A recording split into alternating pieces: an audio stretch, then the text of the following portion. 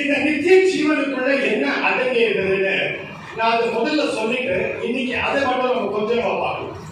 இந்த நித்திய ஜீவனுக்குள்ள முதல்ல நம்ம பெற்றுக்கொண்டு இருக்கிறது தேவனுடைய நீதி. நம்மளுடைய சுயநீதி எல்லாம் எப்படி இருக்கா? அழுக்காம நான் தேவனுடைய நீதியில நீ காணப்பட்டா அதுதான் முதல் ஸ்டெப் பண்ணி அந்த நித்திய ஜீவனை நீ தொடர்ந்துக்காது. இயேசு கிறிஸ்து மட்டும்தான் இனிமே நீ ஆராதிக்கிற தேவனா இருக்கு. இயேசு கிறிஸ்து மட்டும்தான் உன்னுடைய எஜமானனா காணப்படும். 3 வருஷம் ட்ரை பண்ண பாஸ்டர், இங்க நடக்கல, அதான் மறுபடியும் நான் போனா சரி அப்புறம் வாயிலிருந்து வந்தது. ஓகே, ஹல்லேலூயா. தேவனுடைய நீதி எப்படின்னா மனுஷன் வெளித்தோற்றத்தை பார்ப்பான், ஆனா கர்த்தர் இந்த தாவீது என்னுடைய இருதயத்துக்கு ஏற்ற மனிதனா இருக்கு. ஹல்லேலூயா. நிறைய பேர் இருக்கிறாங்க இந்த பைபிள்ல, யாரையும் ஆண்டவர் அந்த மாதிரி சொல்லவே இல்லை. தாவீதை பார்த்து சொல்றாரு, இந்த தாவீது என்னுடைய. நிறைய பேருக்கு மைண்ட்ல என்ன வரணும், இப்போ பட்சிமாவுடைய கணவர் யாருமா பேரு சீக்கிரம் சொல்றோம்.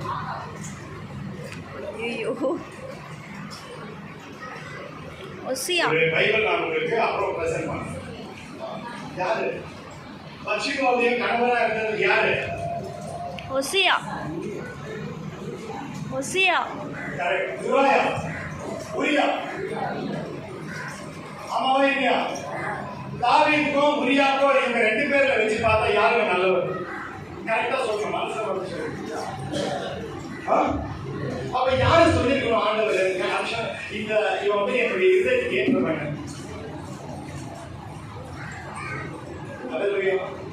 கர்த்தர் பார்க்கிற அந்த பார்வையை நான் உரியாவை பத்தி நம்ம என்ன பைபிள்ல படிக்கிறோமோ அவ்வளவுதான் நம்மளுக்கு தெரியும். உரியா அந்த கலந்த வாழ்க்கை நம்மளுக்கு தெரியாது, அவருடைய பிரசன்ட் அவருடைய எதுவுமே நமக்கு தெரியாது. ஆனா தாவீதை பத்தி கர்த்தர் ஒரு சாட்சி, என்னுடைய இருதயத்துக்கு ஏற்ற மனிதன். ஒரு முறை அவன் விழுந்தாலும் அவன் எப்படியாப்பட்ட ஒரு மனுஷன்னா அதே காரியத்தை மறுபடியும் செய்யறதுனால இவன் போய் மறுபடியும் கர்த்தர் கிட்ட பர்மிஷன் கேட்கறான். நான் மறுபடியும் போட்டா இந்த யுத்தத்துக்கு போட்டா முதலாவது தேவனுடைய நீதியில நம்ம காணப்படலாம். இரண்டாவதாக தேவனுடைய வழிகளை நீ அறிந்திருக்கணும். என்ன அறிந்திருக்கணும்? தேவனுடைய வழிகளை நீ அறிந்திருக்கணும். ஊசா அப்படின்னு பைபிள் ஒருத்தரை பத்தி நம்ம படிக்கிறோம். இந்த ஊசா அந்த உடன்படிக்கை பெட்டிய கொண்டு போயிருந்தா அந்த மாடு கொஞ்சம் ஷேக் ஆச்சுன்னு இந்த ஊசா என்ன பண்றாரா, நல்ல செய்தார்கள். அந்த உடன்படிக்கை பெட்டி கீழே விழுந்துடக்கூடாதுன்னு இந்த ஊசா என்ன பண்றா, சும்மா பிடிச்சாரு. ஹல்லேலூயா. தேவனுடைய வழிகள். இந்த ஊசா அந்த பெட்டியை தொடாத இருந்தா அந்த பெட்டி கீழே விழுந்திருக்காது, இந்த ஊசாவை பிடிச்சிருக்கோம். சில நேரத்துல தேவனுடைய வழிகளை நம்மளால புரிஞ்சுக்கவே முடியும். அதான் பைபிள்ல 2 முறை ஒரே வசனத்தை நம்ம பார்க்கிறோம். சில பேர் நினைக்கிறாங்க இந்த வழி நான் போகும்போது இது கரெக்டா கொண்டு போய் நாங்க சேர்க்கணும், ஆனா அதனுடைய முடிவோ மரணம் அப்படின்னு எழுதப்பட்டது. ஹல்லேலூயா. தேவனுடைய வழிகள். மூன்றாவதாக தேவனுடைய ஞானம் இல்ல அப்படின்னா, கர்த்தருடைய ஞானம் உங்களுக்கு நமக்குள்ள இல்ல அப்படின்னா, நம்ம வல்லவன் சொல்லிட்டு நம்ம ரொம்ப போராடி கொண்டு இருப்போம். ஆனா அந்த ஞானத்துல ஒரே ஒரு நிமிஷம் செயல்பட்டா 10 வருஷம் நடக்காத ஒரே ஒரு வினாடி வருது. தேவனுடைய ஞானம் இருக்கு. கர்த்தர் சொல்லுகிற அந்த வெளிப்பாடுகளை இந்த காலத்துல நடக்கும். ஹல்லேலூயா. ஆண்டவர் உனக்காக வைத்திருக்கிற அந்த திட்டத்துல தான் ஓடணும். மற்றவங்க ஓடி இருக்கிறாங்க, நானும் ஓடுறேன் கிடையாது. இப்ப கர்த்தர் எனக்கு வச்சு நான் இந்த கீபோர்டு தான் வாசிக்கணும் அப்படின்னு என்ன வச்சிருந்தா நான் கீபோர்டு தான் வாசிக்கணும். அது ஆக்சுவலா கர்த்தர் கொடுக்கும்போது மற்ற காரியங்கள் நான் செய்யலாம். ஆனா எனக்கு கீபோர்டு பிடிக்கல, நான் கிட்டார் வச்சு வாசிக்கிறேன்னா இங்க ஜனங்க கை தட்டுவாங்க. ஹல்லேலூயா. தேவனுடைய வழிகள், அதாவது தேவனுடைய ஞானம். இந்த தேவனுடைய ஞானத்தை பத்தி ஒரே ஒரு எக்ஸாம்பிள் நான் சொல்லி நம்ம ஒண்ணா போகலாம். நான் இதே மாதிரி ஒரு வார்த்தை தாழ்வாடி கிட்ட ஒரு கிராமத்துல ஊழியத்துக்காக போயிருக்கோம். அது ஒரு பெரிய ஒரு கம்யூனிட்டி ஹால், ஒரு ஹால் மாதிரி இருக்கு. அந்த பாஸ்டர் எங்களை கூட்டு போயிருக்காரு. அந்த இடத்துல போன உடனே வெறும் ஒரு 10 குழந்தைங்க இருக்கிறாங்க. நான் நினைக்கிறேன், அதாவது எவ்வளவு சின்ன சின்ன குழந்தைங்க இருக்கிறாங்க, இங்க வந்து கூட்டு வந்திருக்கிறீங்களே. அல்லையா, அது ஆயிட்டு திடீர்னு நான் வந்து ஒரு சகோதரி உள்ள வந்தாங்க. அந்த சகோதரி உள்ள வரும்போதே ஆண்டவர் வெளிப்படுத்துறாரு அந்த சகோதரியுடைய கர்ப்ப கோஷத்துல இருக்கிற அந்த ப்ராப்ளம். அல்லையா, நான் என்ன பண்ணேன், சும்மா அந்த சகோதரிக்கு நேராக கையை நீக்கிட்ட அவ்வளவுதான். அவங்க கீழே விழுந்து நெஞ்ச பிடிச்சு கத்த ஆரம்பிச்சாங்க. அந்த ஊர் ஜனம் எல்லாமே அந்த ஹால் உள்ள வந்துட்டாங்க. அந்த ஊர் ஜனம் எல்லாமே உள்ள வந்துட்டாங்க.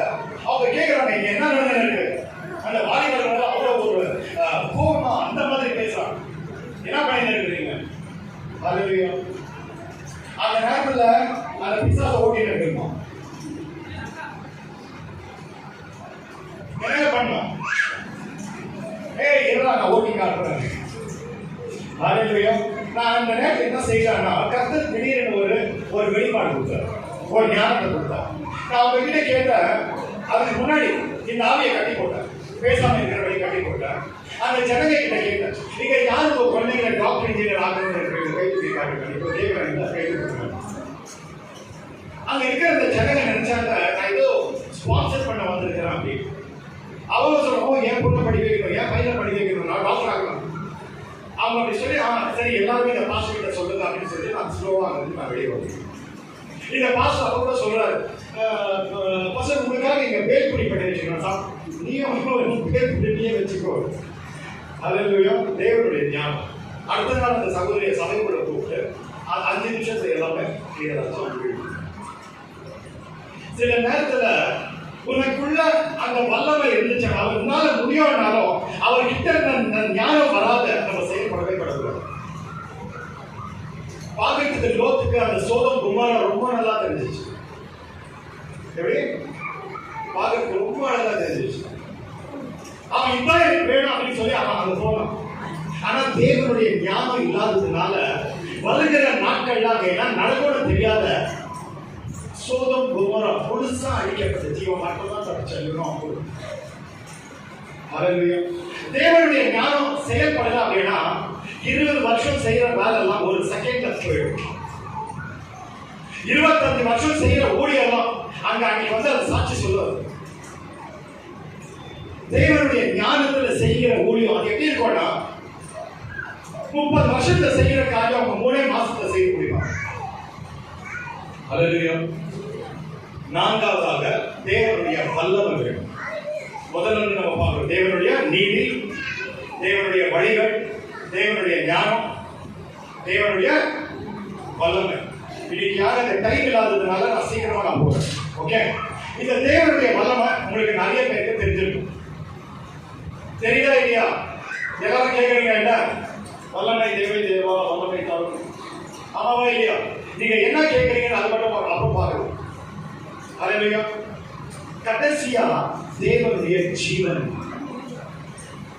அவருடைய ஜீவன் எப்படியாப்பட்ட ஜீவனா, அவர் அந்த ஜீவனை ஆல்ரெடி நமக்குள்ள கொடுத்துட்டார். அதனால இந்த சரீரத்துல அந்த வியாதி இருக்கிறதுக்கு அதுக்கு அதிகாரமே கிடையாது. ஆனா இயேசு கிறிஸ்து என்ன சொல்றாரு, என்னுடைய ஜீவனை நான் உங்களுக்கு கொடுத்திருக்கிறேன், நான் ஜீவன் கொடுப்பதற்காக நான் வந்தேன். ஆனா அந்த ஜீவன் என்ன ஆகணுமா, பரிபூரணம் ஆக்கப்படணும், அது முழுமையாக்கப்படணும். இந்த மீன் அந்த தண்ணியை வந்துட்டு அந்த மீன் வந்து தண்ணிக்கு வெளியே இருந்து ஒரு தொட்டா குடிச்சுட்டு இருந்தா அது எப்படி இருக்கும்? இதே மீன் அந்த தண்ணிக்குள்ளேயே வாழ்ந்து அந்த தண்ணிக்குள்ளேயே இருந்து அந்த தண்ணிக்குள்ளே அந்த தண்ணி அப்படி குடிக்கிறது எப்படி இருக்கும்? நிறைய பேருடைய வாழ்க்கையில அந்த நித்திய ஜீவன் அவங்க எப்படி அவங்க பெற்றுக்கொண்டிருக்கிறாங்கன்னா, இன்னும் அந்த மீன் ஒரு டிராப் குடிக்கிற மாதிரி. சில பேர் அந்த நித்திய ஜீவனை வெறும் இந்த ஆவியில மட்டும்தான் பெற்றுக்கொண்டிருக்கிறாங்க. ஆவியில பெற்றுக்கொண்டிருக்கிற நித்திய ஜீவனை வச்சு கர்த்தர் உன்னை வச்சு நிறைய காரியங்கள் அற்புதங்களை செய்யலாம். ஆனா சரீரத்துல இன்னும் பலவீனம் இருக்கும்.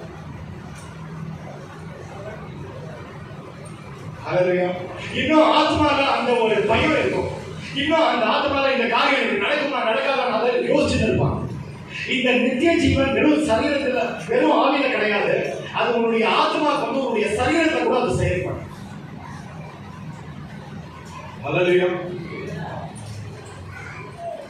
இப்போ ஒரே ஒரு காரியம் எனக்கு சொல்லுங்க. இயேசு கிறிஸ்து ஒரு காரியத்தை சொன்னாரு. இங்க இருக்கிற சில பேர் நான் மறுபடியும் தேவனுடைய ராஜ்யத்துல வர வரைக்கும் என்ன ஆகலாம்? மறிப்பதில்லை அப்படின்னு எழுதப்பட்டிருக்கா இல்லையா? எழுதப்பட்டிருக்கா? அது யாருக்காக?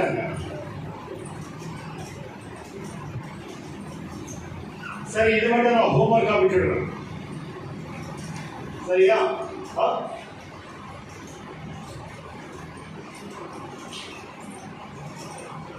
சரி, இன்னும் ஒரே ஒரு வசனத்தை சொல்லி நம்ம முன்ன போயிடலாம். 2 தீமோத்தேயு 1:10. சீக்கிரமா சீக்கிரம்.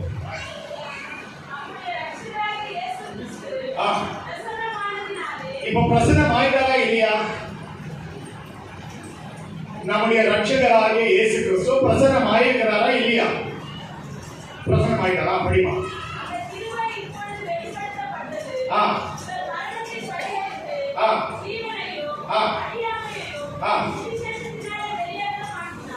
சுவிசேஷம் இப்போ இருக்கா இல்லையா? வெளியேறணும் ஆயிருக்கா இல்லையா?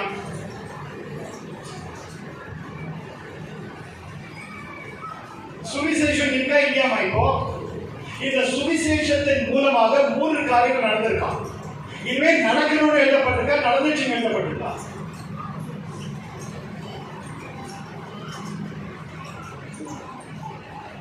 ஹல்லேலூயா. இந்த நித்திய ஜீவன்ல நம்ம எவ்வளவு வளருகிறோமோ இந்த உலகத்துல நம்மளால அவ்வளவுதான் ஜெயத்தை நம்ம பார்க்க முடியும். இந்த நித்திய ஜீவன்ல நான் வளரல அப்படின்னா, அதனாலதான் வேதத்துல ஒரு வசனத்தை கர்த்தர் இப்படி சொல்றாரு. என்னுடைய ஜனங்கள் எதுக்காக அழிந்து போகிறாங்க? எதுக்காக அழிந்து கொண்டு இருக்கிறாங்களா? அவங்க ஜபம் பண்ண அதுக்காகவா? விசுவாசம் இல்லாததுக்காகவா? இவர்கள் அறியாமையினால அவனுக்குள்ள இருக்கிற பட்டயத்தை அது உள்ள என்ன இருக்கு, அது எப்படி பயன்படுத்தணும் கூட எனக்கு தெரியாது.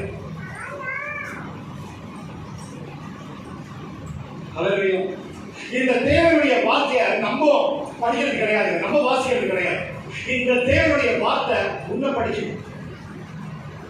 அது ஒரு கண்ணாடி போல இருக்குன்னு நம்ம பார்க்கிறோம். அவருடைய வார்த்தையை நீ படிக்கிறது கிடையாது. அவருடைய வார்த்தை உன்னை படிக்கும் போது அதுக்குள்ள நீ போய் அதுக்குள்ளேயே இருந்து வாழ முடியும். சரி, இந்த தேவனுடைய ராஜ்யத்துல இருக்கிற இந்த 5 காரியமும் நமக்குள்ள நடக்கணும் அப்படின்னா 2 காரியம் நம்மளுக்குள்ள காணப்படும். அது என்னன்னு அது ஒன்னே சொல்லி நான் முடிச்சிருக்கேன். ஓகே, வெளிப்படுத்தும் 1ஆம் அதிகாரம் 9ஆம் வசனம் பார்க்கணும். சீக்கிரம் பார்க்கணும்.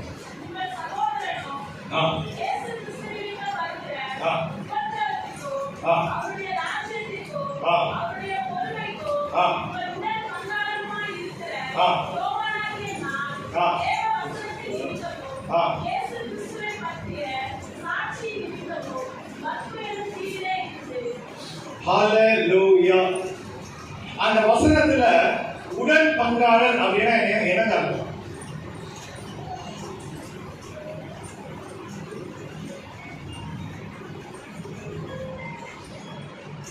நான் எவ்வளவு கஷ்டப்பட்டு தமிழ்ல புஸ்தகம் பண்ணிருக்கேன் எனக்கு தெரியும். ஆனா எனக்கு எப்படின்னா நிறைய லாங்குவேஜ் நான் போய் நான் ப்ரீச் பண்றதுனால அந்த லாங்குவேஜ் உடைய ஸ்ட்ரென்த்ல நான் போக மாட்டேன். தெலுங்குவே எனக்கு தெரியாது. ஆனா தெலுங்கு நல்லா கொஞ்சம் பாடுவேன். ஆனா தெரியாத தெலுங்கு வச்சு பிரசங்கம் பண்ணி வந்துடும். எப்படி தெரியுமா? தேவனுடைய ராஜ்யம் வார்த்தையினால் கிடையாது, பலத்தின். For the kingdom of God is not in word but in power. Power. உன் கூட இயேசு கிறிஸ்து இருந்தா உனக்கு அந்த பாஷையை தெரிஞ்சா கூட பரவாயில்ல, சும்மா போயிட்டாங்க ஏபிசின்னு சொன்னா கூட ஆவியானவர் வெளிப்படுத்தும். ஆனா அவரோட கூட நீ சஞ்சரிக்கணும், அவருடைய அந்த சித்தத்துக்குள்ள அடங்கி இருக்கு. அதெல்லாம் உடன் பங்காளர்னா என்னன்னு அர்த்தம்?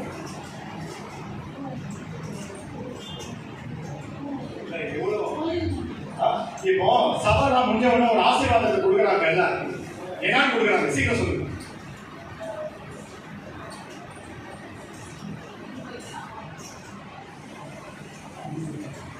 எத்தனை வருஷமா இந்த ஆசீர்வாதத்தை கேட்டு பரிசுத்த ஆவியா அது அவ்வளவு தூரம் கிடையாது, கொஞ்சம் கொஞ்சம் எனது அன்பும் ஐக்கியம்னா எனக்கு அர்த்தம். ஐக்கியம்னா ஃபெலோஷிப்.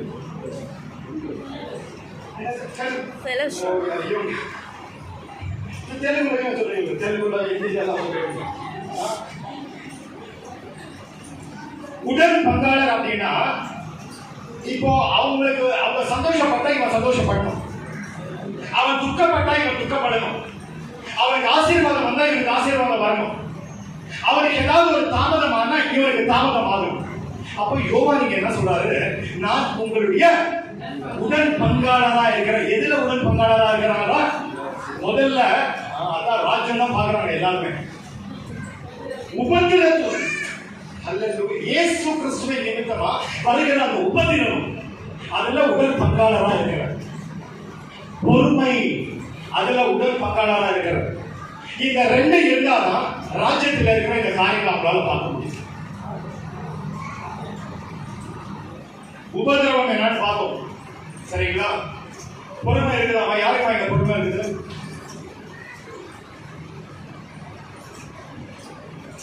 சீக்கிரம் சொல்ற, டைம் ஆயிடுச்சு, 12:30 ஆயிடுச்சு.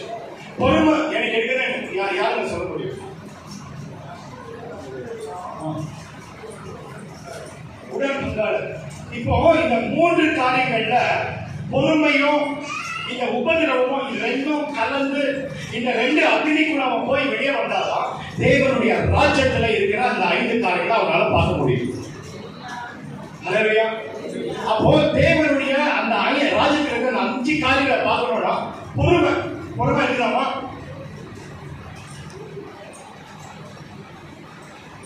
நீங்க எதற்காக எதிர்பார்த்து கொண்டிருக்கிறீங்களோ 10 வருஷமா மற்றவங்களுக்கு 2 மாசத்துக்கு கிடைக்கும், உங்க கண்ணு முன்னாடியே கிடைக்கும். பரவாயில்ல 2 மாசத்துல 3 மாசத்துக்கு 4 மாசத்துக்கு நடக்கும், ஆனா உங்களுக்கு நடக்காது. நீ மறைக்கப்பட்ட அம்பா இருக்கு. இந்த பொறுமை என்கிற அந்த அக்னியில கர்த்தருல அதுல வச்சு புடவிட்டு வெளியே கொண்டு வராது. இந்த பொறுமைக்குள்ள அவன் போகல அப்படின்னா இன்னைக்கு இங்க கேட்டுக்கொண்டிருக்கிற காரியத்துல இதை இந்த ஆன்லைன்ல கூட போவோம். நிறைய ஜனங்க ஒரு நாள் வரும், அவங்க இதை யோசிப்பாங்க. இந்த பொறுமைன்றது மட்டும் என்னன்னு சொல்லி கொடுத்துட்டு அந்த ஒரு 2-3 தர்சனங்களை சொல்லி நான் முடிச்சுடுறேன். சொல்லி கொடுக்குறப்ப வேண்டாமா, நீங்க சொல்லுங்க. அப்பா பொறுமை இருக்கு இல்ல எதனா பிரியாணி எல்லாம் லேட் ஆகுது பாஸ்டர் அந்த மாதிரி என்ன இருக்கா? ஹல்லேலூயா. பொறுமை இப்ப இருக்குதா இல்லையா? என்னன்னா ஒண்ணு சொல்லணும், இருக்கா இல்லையாமா? இருக்குதா? சரி, இந்த பொறுமை அப்படின்னா என்னன்னு முதல்ல பார்த்துடலாமா? யாருக்குள்ள பொறுமை இருக்குன்னு நீங்க சொன்னீங்களோ இல்ல யாருக்குள்ள பொறுமை தேவைன்னு சொல்றீங்களோ அந்த பொறுமைனா என்னன்னு முதல்ல பார்க்கணும். யாக்கோபு 1:2 சீக்கிரம்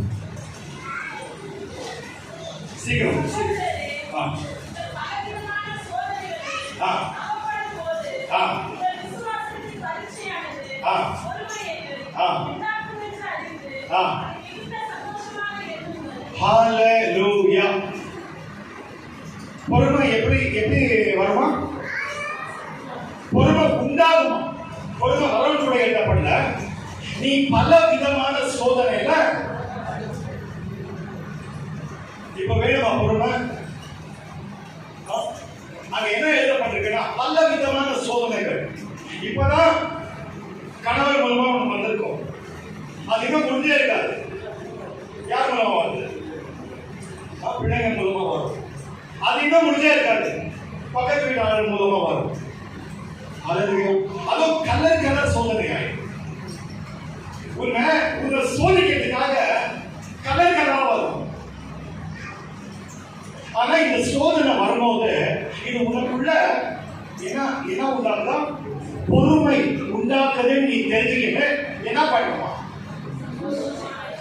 யாருக்குமா இந்த பொறுமை, இந்த சோதனைனா யாருக்கு இந்த சந்தோஷம்? கை தூக்குங்க.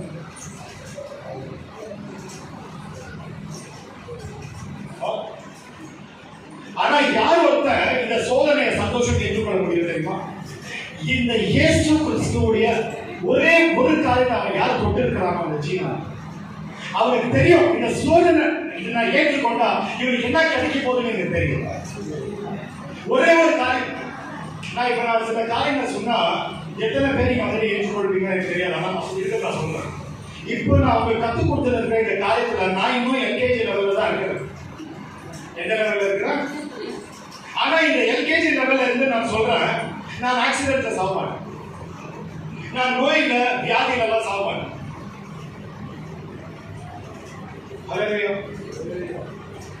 ஒரு ஊழியக்காரனுடைய அந்த மரணம் எப்படி இருக்கும் தெரியுமா? கர்த்தர் வந்து சொல்வார், உங்களை சும்மா ஜெனரலா சொல்லுமா, ஊழியத்தை முடிச்சுட்டா வரியா? இல்ல நான் இன்னும் 2 வருஷம் இருக்கிறேன். சரி.